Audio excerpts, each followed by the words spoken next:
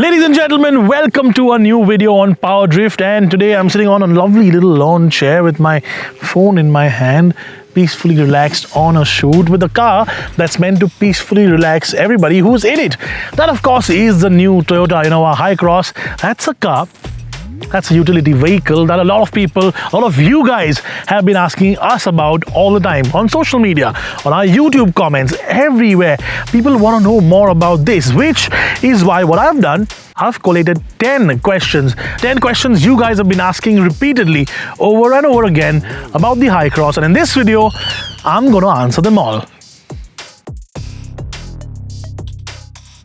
Oh, now you see, that is a subjective question because I might like something, you might not, and you might like something, I might not. But in this case, since you want my opinion, here it is. I think the Hycross is a lovely evolution of design as compared to what the Crysta was.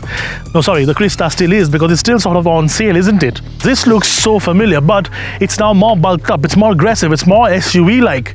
It doesn't really look like a van anymore, does it?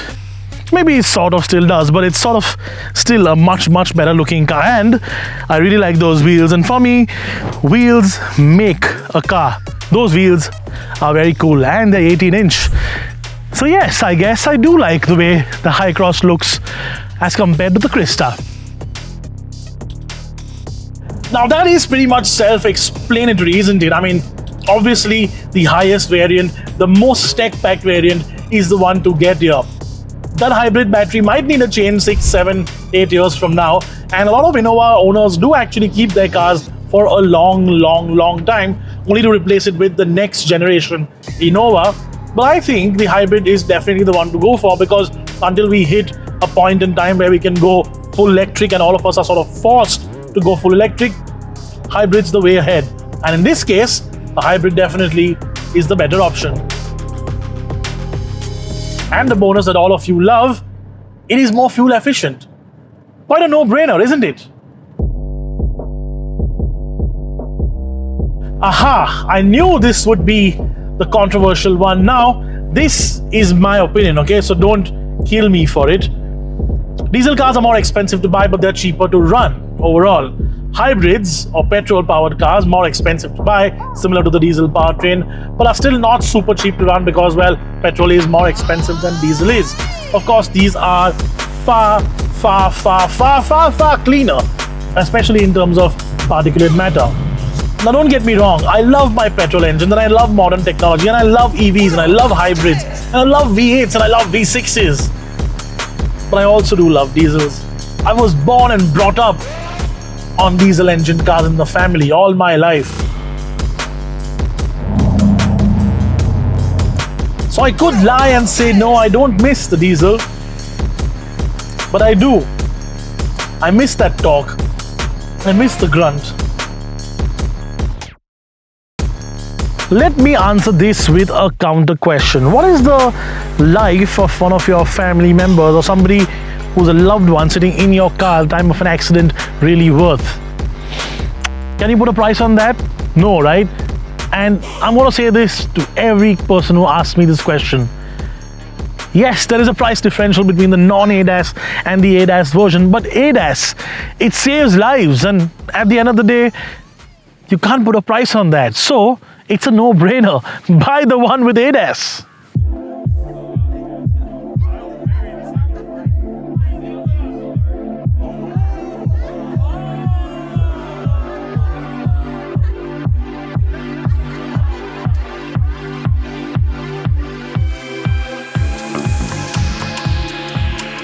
So the Innova is not a body-on-frame construction anymore, it is a monocoque construction, and that means that on the road it actually is better in terms of comfort, it handles a little bit better, but on the rougher stuff, I think the Crysta was slightly more compliant. Then you have the 18-inch wheels, and that, on the really rough stuff, like the one we're on right now, well, they might look better and they might be much nicer to drive on the road, but on this stuff, 17s and the bigger sidewall, that's a better bet.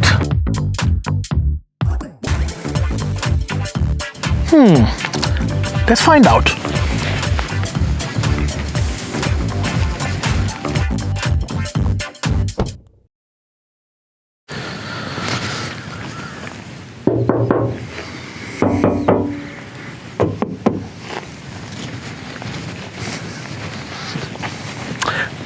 Does that answer your question? Okay, this is a big one. Now, let me explain this with an example. The Toyota comes with, well, the Toyota badge and the Innova badge. And yes, if you look at it just as an Innova, it is absurdly expensive. It's more expensive than an Innova has ever been. Ever.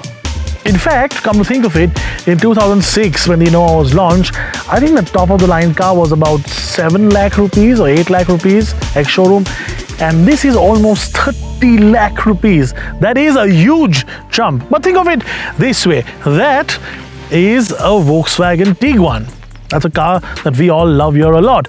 And that's just 3 lakh rupees more expensive than that. But that, I believe, gives you a lot more practicality than that. And come to think of it, a little bit more tech as well. In fact, in the powertrain department, a lot more tech than that. So is it really expensive? Is it really pricey? Or are you getting a whole lot of car for a whole lot of money? Because look, everything has become expensive, hasn't it? Oh, the big one, fuel economy. Now this of course is something everybody wants to know because it's more of a trump card with people, isn't it? Mera kitna deti hai? Or in this case, meri gaadi kitna deti hai? Unless you wanna characterize your car as masculine, which I think this one is a little bit more than what it has ever been before. But getting to the point, ARAI fuel economy figures for the normal standard non-hybrid petrol 16.13 kilometers per liter and the hybrid 23.24. But when our buddies over at Zig Wheels did a real life test on the Innova, both the non-hybrid and the hybrid, they got considerably lower figures. 13.87 for the standard petrol version, and this version that we are driving here today, 18.68. That's still not too bad in the real world sense of it, is it? No, it isn't. Not in the truest form of the word. But come to think of this, okay? That 2006 or 7 Innova that I talked about earlier, 7-8 lakh rupees, when my uncle sold it 2 years ago with 3.5 lakh kilometers on the clock, he got 4.5 lakh rupees for it. Now, it didn't appreciate, of course, and investments usually do appreciate. And no car of modern stature, unless it's some limited edition exotic, is going to actually appreciate in value over the years. But investments can be actually thought of in a different way here. Will it give you enough return for your money? Not necessarily monetarily, not necessarily a value that you can quantify, but something that'll be qualitative, something that'll give you peace of mind, something that will never break down on you, something that will keep you in comfort, keep your family in comfort while still giving you great fuel economy figures and still have decent performance and generally great build quality. And all of that has always been the Innova's forte, right? It's never faltered in terms of holding its value. Will this hold its value as well as the diesel predecessors of the past? Well, that's something that remains to be seen. But I think if you were to buy this now, use it for a few years and then sell it, you'd still get a decent penny for it. Understand where I'm at, that's facts. Put my city on the map, that's facts. Window tinted all black, that's facts. I ain't never going back, that's facts. Fresh and milky, that's facts. Blooded diamonds, that's facts. Brand new plate, that's facts. Always shining, that's facts. Understand where I'm at, that's facts. Put my city on the map, that's facts.